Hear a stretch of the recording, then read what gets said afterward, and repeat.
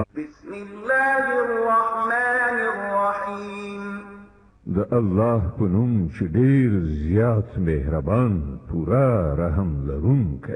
ولقد جئتمونا فرادا كما خلقناكم أول مرة وتركتم ما خولناكم وراء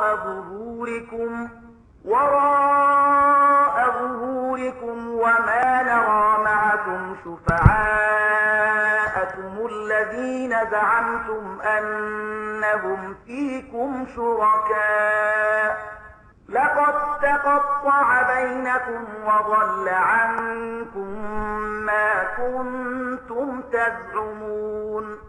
الله بوي دادا وستاسي همغس یک تنها زما په وړاندې حاضر شوي لکه څنګه چې مونږ په لومړي ځل تاسې یوازې پیدا کړي وي. څه چې مونږ تاسې ته په دنیا کې درکړي وو هغه ټول تاسې شاته پریښي راغلي یاست او اوس مونږ له تاسې سره ستاسې هغه سپارښت کوونکي هم نه وینو چې د هغو په باب ستاسې دا ګمانو چې ستاسې د چارو په برابرولو کې هغوی هم یو څه برخوال دي. ستاسې ټولې خپل منځي اړیکې پرې کړل شوې او هغه ټول د څخه ورک شول چې تاسې د هغو ګمان درلود. إن الله فالق الحب والنوى يخرج الحي من الميت ومخرج الميت من الحي ذلكم الله فأنا تؤفكون.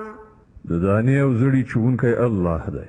همغه ژوندی له مړي څخه باسي او همغه مړی له ژوندي نه باسي. د دې ټولو چارو سرته رسوونکی خو الله دی. نو تاسې کوم لوري ته اوښتونکي یاست؟ فالق الإصباح وجعل الليل سكنا والشمس والقمر حسبانا ذلك تقدير العزيز العليم. هماغه د شپې پرده چیروي سهار را باسي. همغه شپه د رام کولو وخت ګرځولې ده. همغه د لمر او سپوږمۍ د ختلو پرېوتلو حساب ټاکلی دی. دا ټولې د همغه ستر قدرت او علم لرونکي ټاکلي اندازې دي. وهو الذي جعل لكم النجوم لتهتدوا بها في ظلمات البر والبحر قد فصلنا الآيات لقوم يعلمون. او همغه ذات دی چې ستاسې لپاره ستوري د بیدیا او سمندر په ترږمیو کې د لارې پیژندلو وسیله وګرځوله. وګورئ مونږ نښانې په ډاګه ښکاره بیان کړي دي د هغو خلکو لپاره چې علم لري. وهو الذي أنشأكم من نفس واحدة فمستقر ومستودع قد فصلنا الآيات لقوم يفقهون. او همغه ذات دی چې تاسې له یو نفس څخه پیدا کړي بیا د هر یو لپاره د تقرر نیولو یو ځای دی او یو د هغه د ورسپارنې ځای.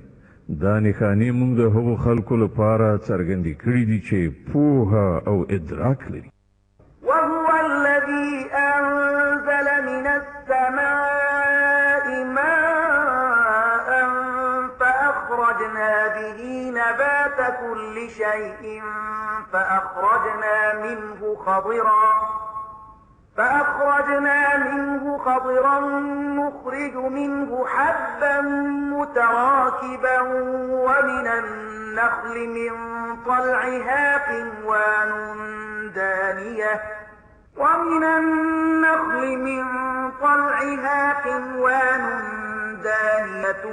وجنات من أعناب والزيتون والرمان مشتبها وغير متشابه انظروا إلى ثمره إذا أثمر وينعه إن في ذلكم لآيات لقوم يؤمنون.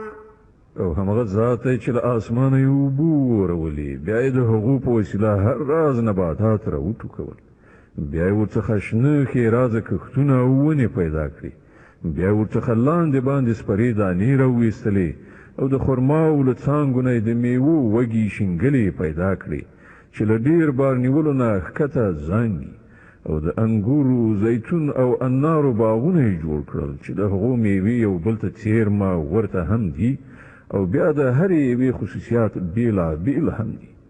دا ونې چې کله میوه نیسي نو په هغو کې د میوې راوړلو او بیا یې د پخېدو څرنګوالي ته لږ ځیر شي. په دې شیانو کې نښانې دي د هغو کسانو لپاره چې ایمان راوړي. وجعلوا لله شركاء الجن وخلقهم وخرقوا له بنين وبنات بغير علم سبحانه وتعالى عما يصفون. د دې لپاسه هم خلکو پیریان له الله سره شریکان وانګیرل په داسې حال کې چې هغه د هغو خالق دی او بې پوهې او بې ادراکه یې د هغه لپاره زامن او لوڼې جوړې کړي په داسې حال کې چې هغه له هغو خبرو څخه پاک او ډېر لوړ دی چې دوی کوي. بديع السماوات والأرض أما يكون له ولد ولم تكن له صاحبة وخلق كل شيء وهو بكل شيء عليم. هغه خو د آسمانونو او ځمکې هستوونکی دی. د هغه کوم زوی له کومه کېدی شي چې له سره څوک د هغه د ژوند ملګری نشته. هغه هر څه پیدا کړي دي او هغه په هر څه پوهېدونکی دی. ذلكم الله ربكم لا إله إلا هو خالق كل شيء فاعبدوه وهو على كل شيء وكيل. دا د الله ستاسې رب هیڅ کوم بل خدای له هغه پرته نشته د هر څه خالق نو له دې امله تاسې د همغه بندګي وکړئ او هغه د هر شي ساتونکی څارونکی دی. لا تدركه الأبصار وهو يدرك الأبصار وهو اللطيف الخبير. کتنې هغه نشي موندلی او هغه کتنې موندلی شي. هغه ډېر زیات باریک بین او باخبره دی.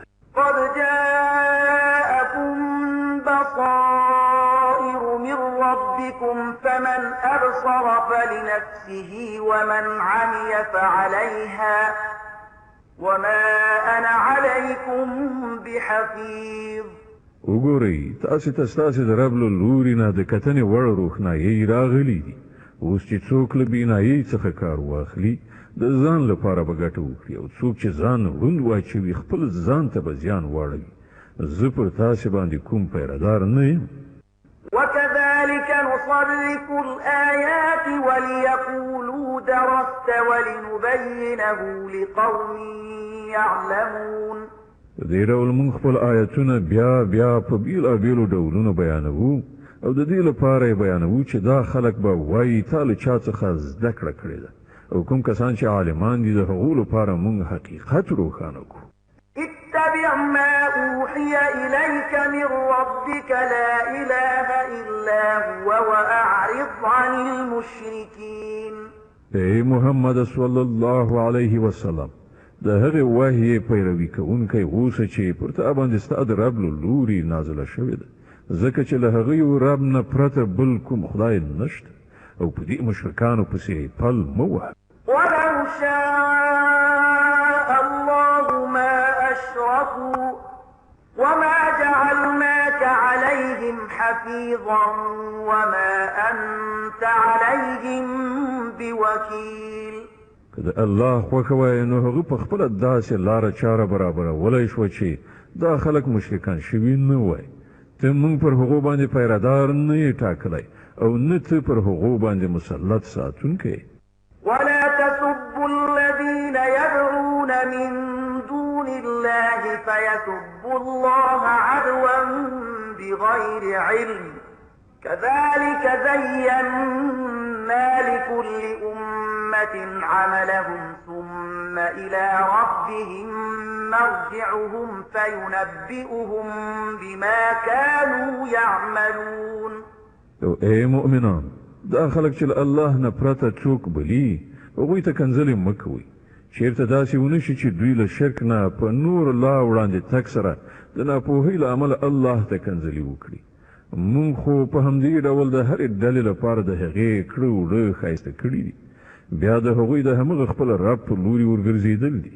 په هغه وخت کې به هغه ورته څرګنده کړي چې هغوی څه کړي.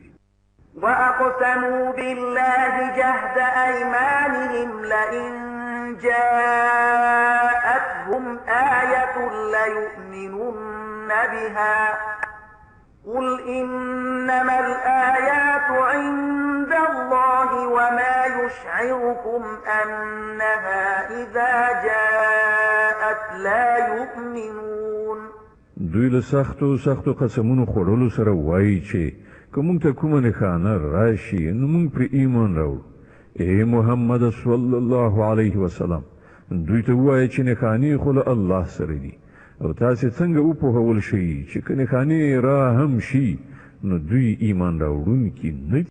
ونقلب أفئدتهم وأبصارهم كما لم يؤمنوا به أول مرة ونذرهم في طغيانهم يعمهون.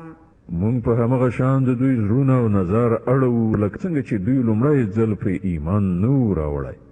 مونږ دوی په همدې سرکشۍ کې لالهانده پرېږدو. ولو أننا نزلنا إليهم الملائكة وكلمهم الموتى وحشرنا عليهم كل شيء قبلا ما كانوا ليؤمنوا إلا أن يشاء الله ولكن أكثرهم يجهلون.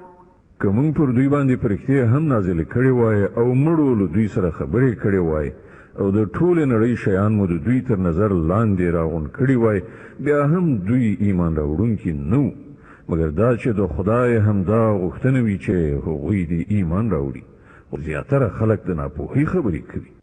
وكذلك جعلنا لكل نبي عدوا شياطين الإنس والجن يوحي بعضهم إلى بعض زخرف القول غرورا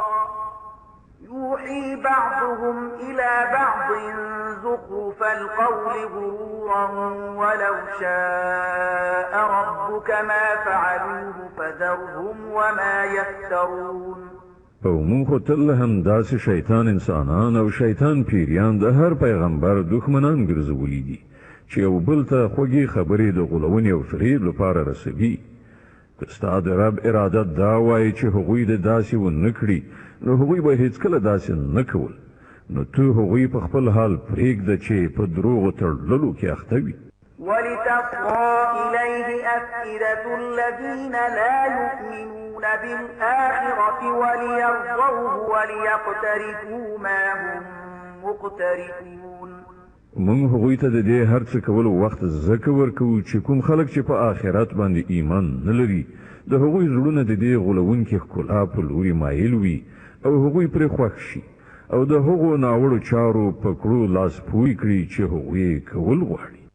فغير الله أبتغي حكما وهو الذي أنزل إليكم الكتاب مفصلا والذين آتيناهم الكتاب يعلمون أنه منزل من ربك بالحق فلا تكونن من الممترين.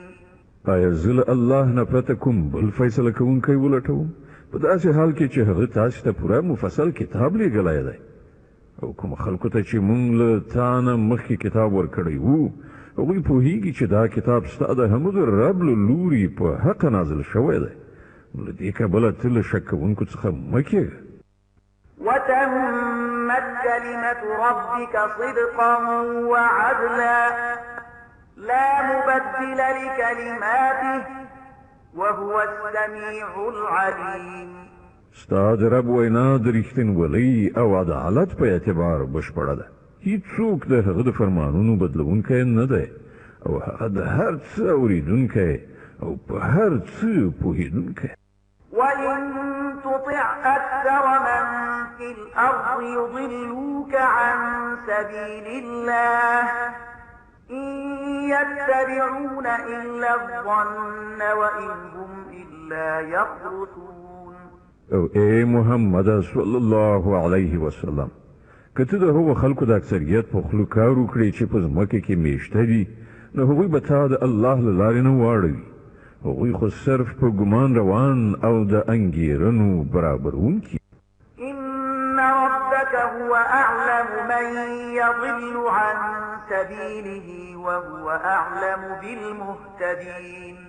په حقیقت کې ستا رب ډېر ښه پوهېږي چې څوک د هغه له لارې اوښتي دي او څوک په سمه لاره برابر دي. فكلوا مما ذكر اسم الله عليه إن كنتم بآياته مؤمنين. نو که تاسې د الله په آیاتونو ایمان لرئ نو په کوم څاروي باندې چې د حلالولو په وخت کې د الله نوم اخیستل شوی وي د هغه غوښه وخورئ. وما لكم ألا تأكلوا مما ذكر اسم الله عليه وقد فصل لكم ما حرم عليكم إلا ما اضطررتم إليه وإن كثيرا ليضلون بأهوائهم بغير علم إن ربك هو أعلم بالمعتدين. خنو څه دلیل دی چې تاسې هغه څه ونه خورئ چې پر هغه باندې د الله نوم اخیستل شوی وي په داسې حال کې چې د کومو شیانو استعمال چې الله له اضطراري حالاتو نه پرته په نورو ټولو حالاتو کې حرام کړي دي د هغو تفصیل تاسې ته درښودلی دی. زیاتره خلک داسې دي چې له علم نه پرته صرف د خپلو خواهشاتو په اساس ګمراه کوونکې خبرې کوي. ستا رب دا له حده تېرېدونکي ډېر ښه پېژني. وذروا ظاهر الإثم وباطنه إن الذين يكسبون الإثم سيجزون بما كانوا يقترفون. تاسې هم له ښکاره ګناهونو څخه ځان وژغورئ او هم له پټو څخه. څوک چې د ګناه کسب کوي هغوی به د خپلې دغې ګټې مجازات ومومي.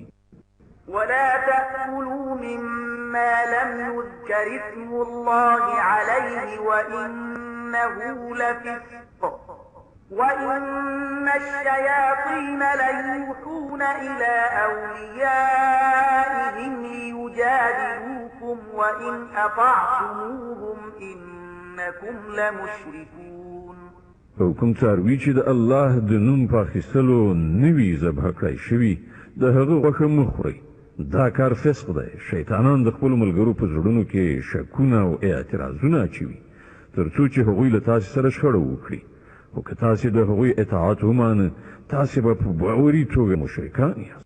أومن كان ميتا فأحييناه وجعلنا له نورا يمشي به في الناس كمن مثله في الظلمات ليس بخارج منها كذلك زين للكافرين ما كانوا يعملون.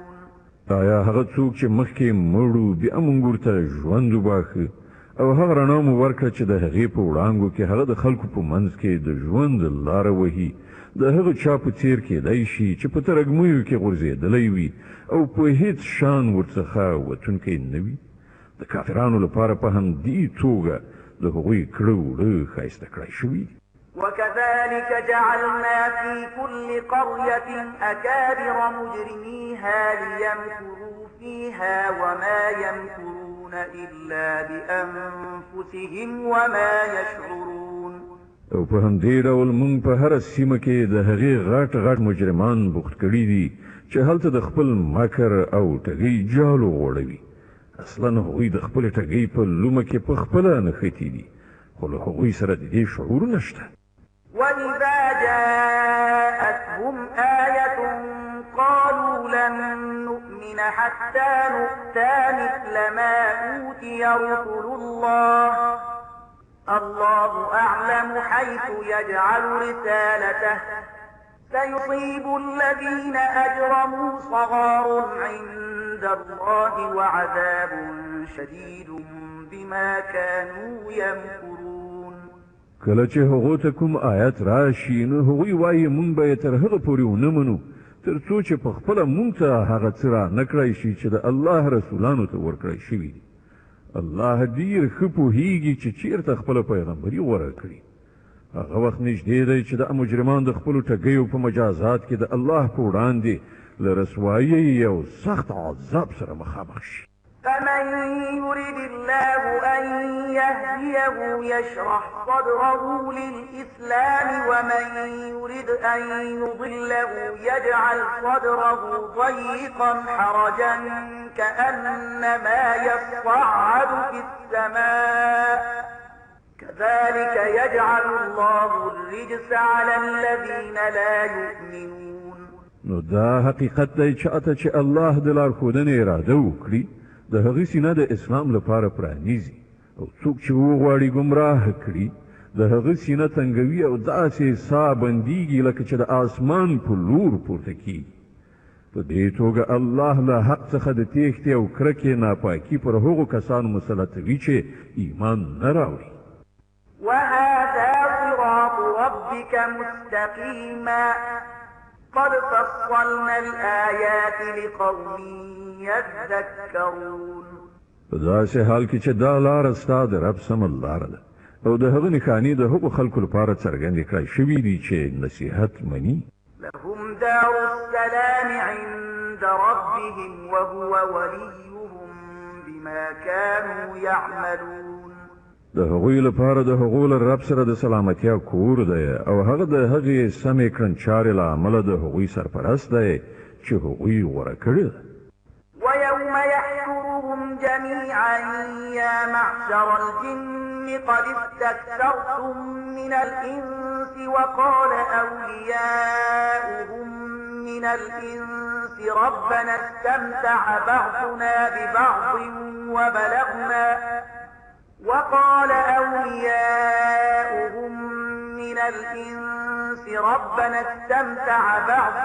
ببعض وبلغنا أجلنا الذي أجلت لنا قال النار مثواكم خالدين فيها إلا ما شاء الله إن ربك حكيم عليم. په هغه ورځ چې الله ټول خلق تر محاصرې لاندې راټول کړي په هغه ورځ به هغه پیریانو ته په خطاب وفرمایي چې ای د پیریانو ډلې تاسو خو په انساني ناوې باندې ښه لاس پاک کړ. له انسانانو څخه چې څوک د هغوی ملګري وو هغوی به عرض وکړي چې پروردګار زمونږ هر یو له بل نه پوره استفاده کړې ده او اوس مونږ هغې نیټې ته رارسېدلي یو چې تا راته ټاکلې وه. الله به وفرمایي ښه نو اوس ستاسې استوګنځی اور دی په هغه کې به تاسې د تل لپاره اوسېږئ. له هغه نه به یوازې همغه وژغورل شي چې الله د هغوی ژغورل وغواړي. بشکه ستا رب د حکمت خاوند او عالم دی. وكذلك نولي بعض الظالمين بعضا بما كانوا يكسبون. وګوره په دې ډول به مونږ په آخرت کې ظالمان د هغو ګټو له امله چې هغوی په دنیا کې یو له بله سره په ملګري کېدو کولې په خپلو منځو کې سره دوستان وګرځو. يا معشر الجن والإنس ألم يأتكم رسل منكم يقصون عليكم آياتي وينذرونكم لقاء يومكم هذا قالوا شهدنا على أنفسنا وغرتهم الحياة الدنيا وشهدوا على أنفسهم أنهم كانوا كافرين. په هغه وخت کې به الله له هغو څخه دا پوښتنه هم وکړي چې ای د پیریانو او انسانانو ډلې آیا تاسو ته په خپله له همدا تاسې څخه هغه پیغمبران نه وو راغلي چې تاسې ته زما آیاتونه اورول او د دې ورځې له سرنوشت نه یې ویرولی؟ هغوی به وایي هو موږ د ځان پر خلاف په خپله شاهدي وایي. نن د دنیا ژوندانه دا خلک په غولونه کې اچولي دي خو په هغه وخت کې به هغوی په خپله د ځان پر خلاف شاهدي ووایي چې هغوی کافران. ذلك لم يكن ربك مهلك القرى بظلم وأهلها غافلون. دا شاهدی به له هغو څخه د دې لپاره واخیستله شي چې دا ثابته شي چې ستا رب په ظلم سره د کلیو تباه کوونکی نه و چې کله د هغو استوګن له حقیقت څخه بېخبره وي. ولكل درجات مما عملوا وما ربك بغافل عما يعملون. د هر چا درجه د هغه د کړو وړو په تناسب ده او ستا رب د خلکو د کړو وړو څخه بې خبره نه دی. وربك الغني ذو الرحمة إن يشأ يذهبكم ويستخلف من بعدكم ما يشاء كما أنشأكم من ذرية قوم آخرين. ستا رب بې نیاز او د رحمت خاوند دی. که هغه وغواړي نو تاسې به له منځه یوسي او ستاسې په ځای به نور هغه خلک راولي چې چاته د هغه خوښ وي، لکه څنګه چې تاسې د ځینو نورو خلکو له زوزات څخه راپورته کړي یاست. إنما توعدون لآت وما أنتم بمعجزين. له تاسې سره چې د کوم شي وعده کېږي هغه ارومرو راتلونکی دی او تاسې د خدای د عاجزولو وس نه لرئ، یعنې د خدای تقدیر ته تغییر نشئ ورکولی. قل يا قوم اعملوا على مكانتكم إني عامل فسوف تعلمون من تكون له عاقبة الدار إنه لا يفلح الظالمون. اے محمده ووایه چې ای خلکو تاسې په خپل ځای عمل کوونکي اوسئ او زه به هم په خپل ځای عمل کوم. ژر به درته څرګنده شي چې د چا عاقبت که کېږي. بېشکه چې ظالمان نه بریالي کېږي. وجعلوا لله مما ذرأ من الحرث والأنعام نصيبا فقالوا هذا لله بزعمهم وهذا لشركائنا فما كان لشركائهم فلا يصل إلى الله وما كان لله فهو يصل إلى شركائهم ساء ما يحكمون. دې خلکو د الله لپاره په خپله د همغلو پیدا کړو کښتونو او څارویو څخه یوه برخه ټاکلې ده او په خپل ګمان وایي دا د الله لپاره ده او دا زموږ د انګېرلیو شریکانو لپاره. نو کومه برخه چې د هغوی د انګېرلو شریکانو لپاره ده هغه خو الله ته نه رسیږي، خو کومه چې د الله لپاره ده هغه د هغوی شریکانو ته رسیږي. څنګه بدې فیصلې کوي دا خلک. وكذلك زين لكثير من المشركين قتل أولادهم شركاؤهم ليردوهم وليلبسوا عليهم دينهم ولو شاء الله ما فعلوه فذرهم وما يفترون. او په همدې ډول د ډېرو مشرکانو لپاره د هغوی شریکانو د خپل اولاد وژل ښایسته کړي تر څو چې هغوی له تباهۍ سره مخامخ کړي او هغوی د خپل دین په باب په اشتباه کې واچوي. که الله غوښتي وای نو دوی به داسې نه وکړي، نو دوی پرېږده چې په خپلو دروغو جوړولو کې اخته وي.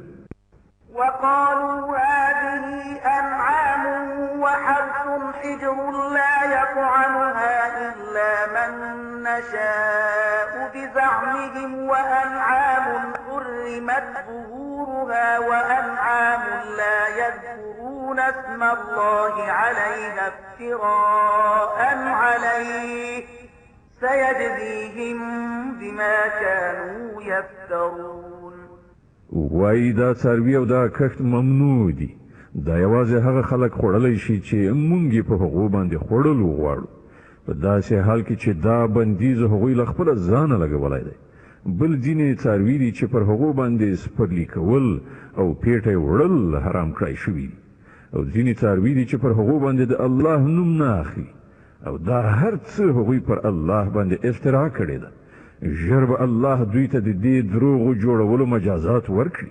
وقالوا ما في بطون هذه الأنعام خالصة لذكورنا ومحرم على أزواجنا وإن يكن ميتة فهم فيه شركاء سيجزيهم وصفهم إنه حكيم عليم. او وای څه چې د دې څارویو په ګېډه کې دي دا په ځانګړي ډول زموږ د نارینهو لپاره دي او زموږ پر ښځو باندې حرام دي، خو که مړ وي نو دواړه د هغه په خوړلو کې شریکېدای شي.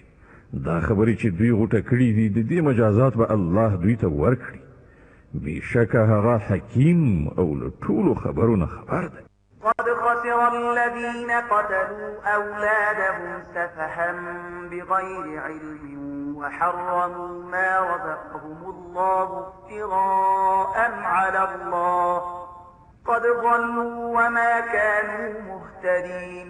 په باوري توګه هغه خلک زیانمن شول چې خپل اولادونه یې د جهالت او ناپوهۍ په اساس ووژل او د الله ورکړې روزي په الله باندې په دروغو تړلو سره حرام وګڼله. په یقیني ډول هغوی ګمراه شول او هیڅکله هغوی له سمې لارې میندونکو څخه نه وو. وهو الذي أنشأ جنات معروشات وغير معروشات والنخل والزرع مختلفا أكله والزيتون والرمان متشابها وغير متشابه كلوا من ثمره إذا أثمر وآتوا حقه يوم حصاده ولا تسرفوا إنه لا يحب المسرفين. دا همغه ذات دی چې په ځمکه خپاره او د ونو مخ پورته باغونه او د خرماو ونې پیدا کړي کښتونه یې زرغون کړي چې له هغو څخه راز خوراکي مواد په لاس راځي. د زیتون او د انارو ونې پیدا کړي چې د هغو میوې په رنګ څیرمه او په خوند کې بیلې وي. د هغو له پیداوارو نه وخورئ چې کله میوه ونیسي او د الله حق ادا کړئ چې کله یې فصل وریبئ او له حده تیری مه کوئ چې الله له حده تیري کوونکي نه خوښوي. ومن الأنعام حمولة وفرشا كلوا مما رزقكم الله ولا تتبعوا خطوات الشيطان إنه لكم عدو مبين. او هماغه ذات دی چې له څارویو څخه یې ځینې داسې پیدا کړي دي چې له هغو څخه د سپرلۍ او پیټې وړلو کار اخیستل کېږي او ځینې داسې هم چې د خوړلو او هوارولو لپاره پکاري. له هغو شیانو څخه وخورئ چې الله در په برخه کړي دي او د شیطان په پله مه ځئ چې ستاسې ښکاره دښمن دی. 8 أزواج من الضأن 2 ومن المعز 2 قل أذكرين حرم أم الأنثيين أما اشتملت عليه أرحام الأنثيين نبئوني بعلم إن كنتم صادقين. دا اته نرو ښځې دي 2 د میږو له نوې نه او 2 د وزو له نوې نه. ای محمد صلی الله علیه وسلم له دوی نه پوښتنه وکړه چې الله د هغو نر حرام کړي دي که ښځې یا هغه بچي چې د میږو او د وزې په ګېډه کې وي. د علم سره سمې ماته راوښیي که تاسې رښتوني یاست. ومن الإبل 2 ومن البقر 2 قل أذكرين حرم أم الأنثيين أما اشتملت عليه أرحام الأنثيين أم كنتم شهداء إذ وصاكم الله بهذا فمن أظلم ممن افترى على الله كذبا ليضل الناس بغير علم إن الله لا يهدي القوم الظالمين. او همدغه راز 2 د اوښ له نوې نه او 2 د غوایي له نوې نه دي. پوښتنه وکړه د دوی نر خدای حرام کړي دي که ښځې یا هغه بچی چې د اوښ او غوا په ګېډه کې وي. آیا تاسې په هغه وخت کې موجود وئ چې الله د هغو د حرام والي حکم درکړی و؟ نو له هغه چا نه به بل لوی ظالم څوک وي چې د الله لوري ته د دروغو وینا منسوب کړي تر څو چې له علم نه پرته خلکو ته غلطه لارښوونه وکړي. په باوري توګه الله دغه راز ظالمانو ته سمه لاره نه ښیي. قل لا أجد فيما أوحي إلي محرما على طاعم يطعمه إلا أن يكون ميتة أو دما مسفوحا أو لحم خنزير فإنه رجس أو فسق فسقا أهل لغير الله به فمن اضطر غير باغ ولا عاد فإن ربك غفور رحيم. اے محمد صلی الله علیه وسلم دوی ته وایه کومه وحی چې ما ته راغلی ده په هغې کې خو زه کوم داسې شی نه مومم چې په کوم خوړونکي باندې حرام وي مګر دا چې هغه مرداره یعنې خپله مړ شوی وي یا توی شوي وینه وي یا د خوږو غوښه وي چې هغه ناپاکه ده یا فسق وي چې د الله د نوم د اخیستلو پرته ذبح کړی شوی وي نو څوک چې د اړتیا په حالت کې له دغو شیانو څخه کوم شی وخوري پرته له دې چې هغه د نافرمانۍ اراده ولري او پرته له دې چې د اړتیا له اندازې څخه زیاتی وکړي نو په دې کې شک نشته چې ستا رب له تېرېدنې څخه کار اخیستونکی او رحم کوونکی دی. وعلى الذين هادوا حرمنا كل ذي ظفر ومن البقر والغنم حرمنا عليهم شحومهما إلا ما حملت ظهورهما أو الحوايا أو ما اختلط بعظم ذلك جزيناهم ببغيهم وإنا لصادقون. او کوم خلکو چې يهودیت غوړه کړ پر هغه باندې مونږ ټول نوکانو والا جناور حرام کړیو او د غویانو او پسونو وازده هم له هغې نه پرته چې د هغو په پښتیو یا د هغو په کلمو یا په هډوکو پورې نښتي وي دا مونږ د هغو د سرغړونې سزا هغوی ته ورکړې وه او دا څه چې مونږ وایو بیخي رښتیا وایو. فإن كذبوك فقل ربكم ذو رحمة واسعة ولا يرد بأسه عن القوم المجرمين. اوس که هغوی تا دروغجنو ګڼي نو ورته ووایه چې ستاسې د رب د رحمت لمن ارته ده او له ګناهکارانو څخه د هغه د عذاب مخه ګرځول کېدی نشي.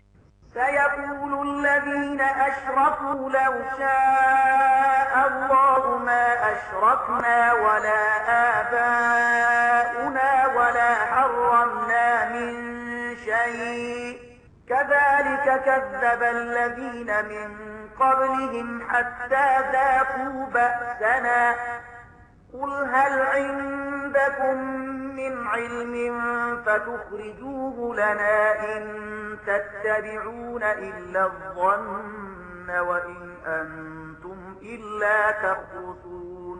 دا مشرکان بس تاسې د دې خبرو په ځواب کې ارومرو وایي چې که الله غوښتلی نو به مونږ مشرکان شوي وو او نو به زمونږ پلار نیکه او نو به مونږ کوم شی حرام ګڼلی د همدغه راز خبرو په جوړولو له دوی نه مخکې خلکو هم حق ته د دروغو نسبتونه کړي وو تر دې پورې چې په پای کې زمونږ د عذاب خوند وڅاک. دوی ته ووایه آیا له تاسې سره څه علم شته چې هغه مونږ ته وړاندې کړی شي؟ تاسې خو صرف په ګمان روان یاست او ځانګړې انګېرنې کوئ. قل فلله الحجة البالغة فلو شاء لهداكم أجمعين. بیا ووایه ستاسې د دې سند په مقابل کې حقیقت ته رسېدلی سند خو له الله سره دی بېشکه که الله غوښتي وای نو تاسې ټولو ته به یې لارښوونه کړې وه.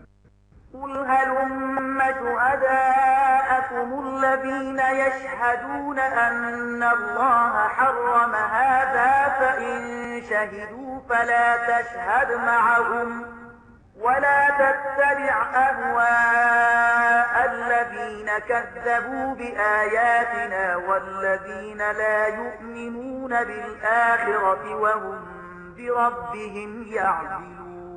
دوی ته ووایه چې خپل هغه شاهدان راولئ چې د دې خبرې شاهدي ووایي چې الله دا شیان حرام کړي دي نو که هغوی شاهدي ووایي نو ته له هغو سره شاهدي مه ووایه او هیڅکله د هغو خلکو په غوښتنو پسې مزه چې هغوی زموږ آیاتونو ته د دروغو نسبتونه کړي دي او له آخرت نه منکران دي او نور له خپل رب سره شریک.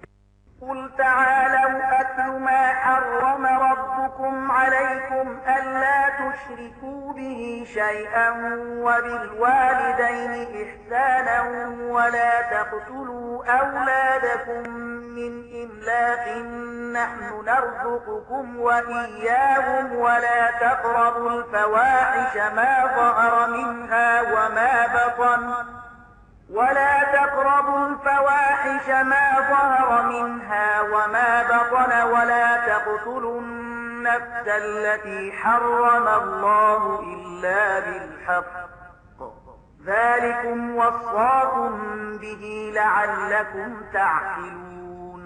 ای محمد دوی ته ووایه چې راشئ زه تاسې ته اورم چې ستاسې رب پر تاسې باندې څه بندیزونه لګولي دي، دا چې له هغه سره څوک مه شریکوئ، له مور او پلار سره ښه چارچلند وکړئ، خپل اولاد د مفلسۍ له ویرې مه وژنئ، موږ تاسې ته هم روزي درکوو او هغو ته به یې هم ورکړو، او فواحشو یعنې کبیره ګناهونو ته مه ورنږدې کیږئ، او هغه نفس چې الله هغه محترم ګرځولی دی مه وژنئ مګر په حق سره.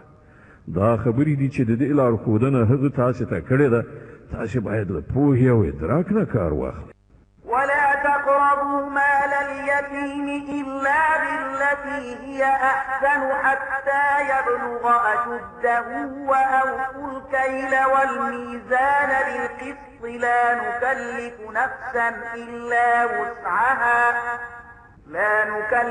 نفسا إلا وسعها وإذا قلتم فاعدلوا ولو كان ذا قربى وبعهد الله أوفوا ذلكم وصاكم به لعلكم تذكرون. او دا چې د یتیم مال ته مه نږدې کیږئ مګر په داسې توګه چې ډېره غوره وي تر دې پورې چې هغه د خپل رشد سن او عمر ته ورسیږي، او په طول او پیمانه کې پوره انصاف وکړئ. موږ په هر چا باندې د مسؤلیت همغومره پیټه ږدو څومره چې د هغه په وس کې وي، او کله چې خبره کوئ په عدالت سره یې وکړئ، که معامله د خپل خپلوان هم وي، او له الله سره تعهد پوره کړئ. د دې خبرو ښوونه تاسې ته الله کړې ده، په کار ده چې تاسې نصیحت ومنئ. وأن هذا صراطي مستقيما فاتبعوه ولا تتبعوا السبل فتفرق بكم عن سبيله ذلكم وصاكم به لعلكم تتقون. دغه راز د هغه لارښوونه دا ده چې همدا زما سمه لاره ده، نو تاسې په همدې باندې لاړ شئ، او په نورو لارو باندې مه ځئ چې هغه به تاسې له هغې لارې واړوي، تیت پرک به مو کړي. دا د هغه هدایت چې ستاسې رب درکړی دی، په کار ده چې تاسې له انحراف څخه ځان وژغورئ. ثم آتينا موسى الكتاب تماما على الذي أحسن وتفصيلا لكل شيء وهدى ورحمة لعلهم بلقاء ربهم يؤمنون.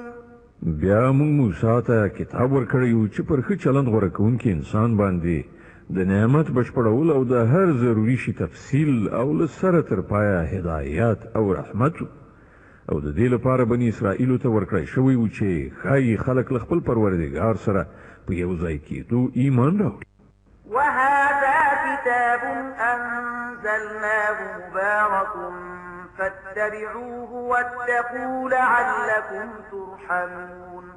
او په همدې ډول موږ دا کتاب نازل کړی دی له برکته یو ډک کتاب، نو تاسې د دې پیروي وکړئ او د تقوا کړنچاره غوره کړئ، لرې نه ده چې پر تاسې رحم وشي.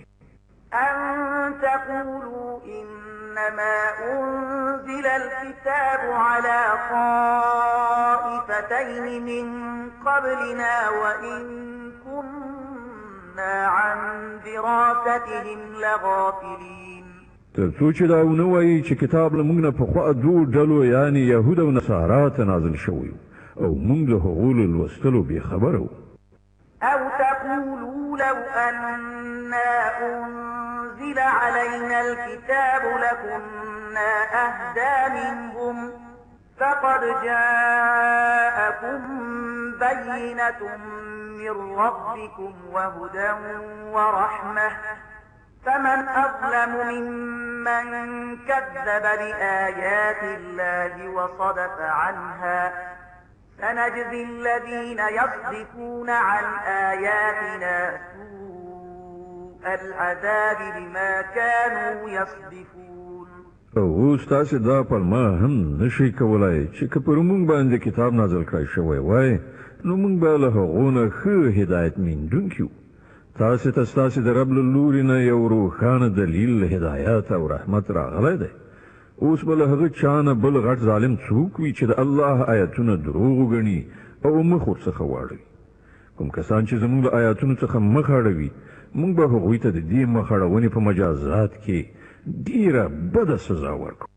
هل ينظرون إلا أن تأتيهم الملائكة أو يأتي ربك أو يأتي بعض آيات ربك يوم يأتي بعض آيات ربك لا ينفع نفسا إيمانها لم تكن آمنت من قبل أو كسبت في إيمانها خيرا قل انتظروا إنا منتظرون. اوس خلک دې ته سترګې په لار دي چې د هغوی مخې ته پرېږدي راشي ودرېږي، یا ستا رب په خپله راشي، یا ستا د رب ځینې څرګندې نښانې ښکاره شي. په کومه ورځ چې ستا د رب ځینې مخصوصې نښانې را څرګندې شي، بیا به یو داسې چاته د هغه ایمان هیڅ ګټه ونه رسوي چې مخکې ایمان نه وي راوړی، یا یې په خپل ایمان کې څه نیکي نه وي ګټلې. ای محمد صلی الله علیه وسلم، دوی ته ووایه چې ښه نو تاسې سترګې په لاره اوسئ، موږ هم انتظار باسو. إن الذين فرقوا دينهم وكانوا شيعا لست منهم في شيء إنما أمرهم إلى الله ثم ينبئهم بما كانوا يفعلون. کوم خلکو چې خپل دین ټوټه ټوټه کړل او ډلې ډلې شول، په یقیني توګه له هغو سره ستا هیڅ اړیکه نشته. د هغو معامله الله ته سپارلې ده، همغه به هغوی ته وښیي چې هغو څه کړي. من جاء بالحسنة فله 10 أمثالها ومن جاء بالسيئة فلا يجزى إلا مثلها وهم لا يظلمون. څوک چې د الله حضور ته له نیکۍ سره راشي، د هغه لپاره 10 چنده ثواب دی، او څوک چې له بدۍ سره راشي هغه ته به همغومره بدله ورکړی شي څومره چې هغه قصور کړی دی، او په چا باندې به ظلم ونه کړی. قل إنني هداني ربي إلى صراط مستقيم دينا قيما ملة إبراهيم حنيفا وما كان من المشركين. ای محمد صلی الله علیه وسلم، ووایه زما رب په یقیني توګه ماته سمه لاره راښودلې ده، بیخي صحیح دین چې په هغه کې کوم کوږوالی نشته. د ابراهیم مسلک چې هغه یو لوري ته په متمایل کېدو غوره کړی او هغه له مشرکانو څخه نه و. إن صلاتي ونسكي ومحياي ومماتي لله رب العالمين لا شريك له وبذلك أمرت وأنا أول المسلمين. ووایه زما لمونځ، زما د عبادت ټول مراسم، زما ژوند او زما مرګ هر څه د الله رب العالمین لپاره دي چې د هغه هیڅوک شریک نشته. د همغه امر ماته شوی دی او تر ټولو لومړی د اطاعت سره ټیټونکی زه یم. قل أغير الله أبغي ربا وهو رب كل شيء ولا تكسب كل نفس إلا عليها ولا تزر وازرة وزر أخرى ثم إلى ربكم مرجعكم فينبئكم بما كنتم فيه تختلفون. ووایه آیا زه له الله نه پرته کوم بل رب ولټوم؟ په داسې حال کې چې همغه د هر څه رب دی. هر څوک چې څه ګټي د هغه مسؤل هغه په خپله دی. هیڅ پیټی پورته کوونکی د بل پیټی نه پورته کوي. بیا ستاسې ټولو د خپل رب لوري ته وګرځېدل دي. په هغه وخت کې به هغه ستاسې د شخړو حقیقت تاسې ته دروښیي. هو الذي جعلكم خلائف الأرض ورفع بعضكم فوق بعض درجات ليبلوكم فيما آتاكم إن ربك سريع العقاب وإنه لغفور رحيم. ما هغه ذات دی چې هغه تاسې د ځمکې خلیفګان وګرځولی او له تاسې نه یې ځینو ته د ځینو نورو په مقابل کې ډېرې لوړې درجې درکړي، تر څو تاسې ته یې چې څه درکړي دي په هغه کې په تاسې باندې ازمویښت وکړي. بېشکه ستا رب په سزا ورکولو کې هم ډېر چټک دی او ډېر بخښونکی او رحم کوونکی هم دی. صدق الله العظيم. الله ستر رښتیا ویونکی دی.